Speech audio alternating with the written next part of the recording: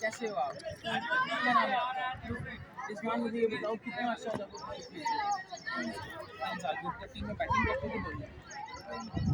तो सबसे पहले मुझे ये बताओ कि जब आप ग्राउंड में तो आप जो भी ग्राउंड जब इस्तेमाल करते हो ज़्यादा देर तक चलती है जल्दी फट जाती है।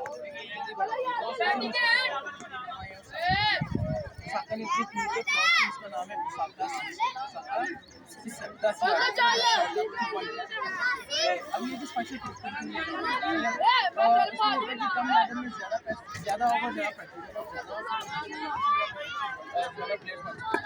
यार ये आप ले रहे हो ये किस आईडी पे है? पहचान किस तरह होगी? इसकी पहचान इस तरह होगी कि अब मार्केट में एक न्यू टेप आई है, न्यू पीवीसी ओसाका टेप जो कि क्या नाम देते हैं वो हमारे लिए फेक है, फ्लोर है। हमारी टेप की पहचान है, उसके ऊपर लिखा होगा ओसाका। आप अच्छे बोलो बात बोलो मैं पहुंच गया ना कितनी अच्छी टेप होगी मेरा लो मैं नहीं होगा। अभी ये